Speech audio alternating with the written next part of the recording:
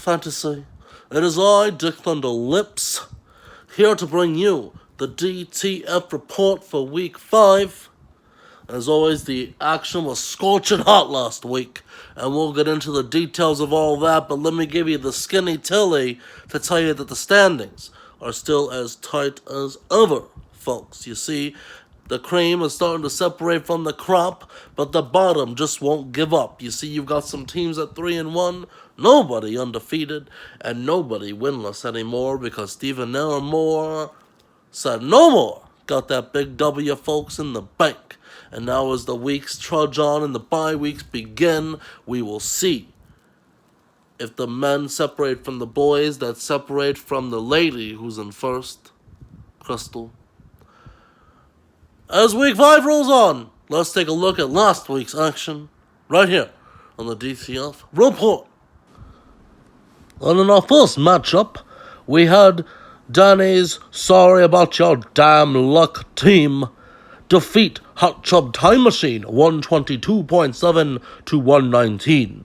Here the quarterbacks dueled to close to a draw, and we saw Nick Chubb attempt to put the time machine on his back, but he couldn't carry J6 out of 1982, and the Bears defense played like it was 85, baby, carrying Danny to a victory over J6. Meanwhile, Babaloo got vengeance for his close loss last week as he picked up a win over Al, 104.2 to 81.1.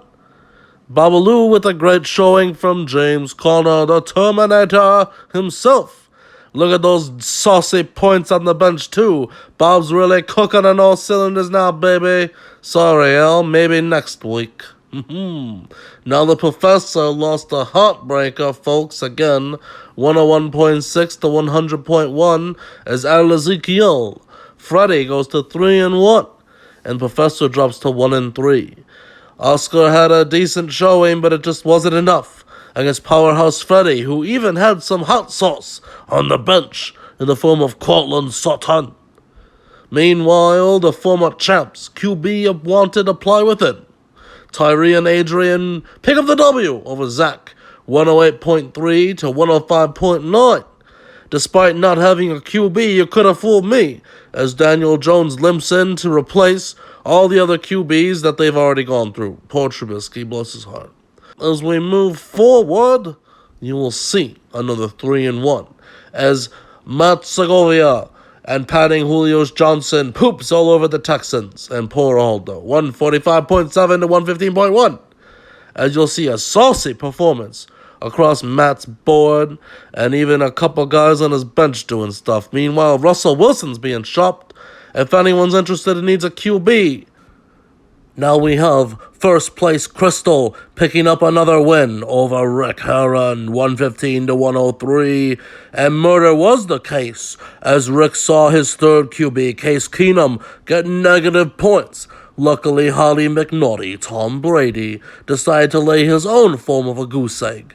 Sadly, Chris Godwin's attempt to go God mode on Crystal just wasn't enough, as Crystal picked up the W.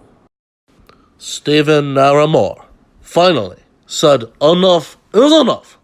140 is enough to put down poor CJ and get Naramore his first win. Now listen here, folks. Maybe if he changed his team name away from the real Flash Gordon, he'd have some continued success. Let's see what he does next week.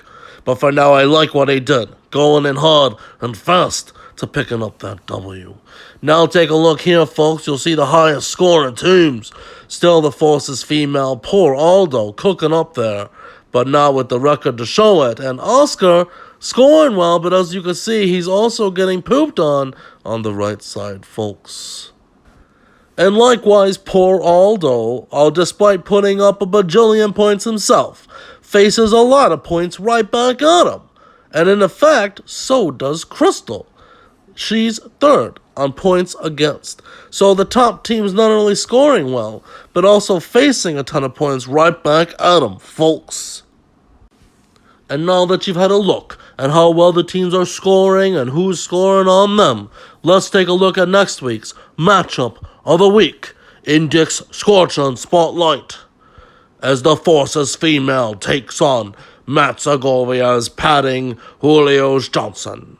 Both teams are projected to score well and score close to each other. So if ESPN has its stuff together, this could really be a real bomb burner and decide first place in the league. Now, there you have it, folks. Week 5 is on the way. Week 4 is in the books. Keep that chin up. Keep on trudging. Pay your league dues if you still owe them before the professor comes collecting and starts breaking ankles.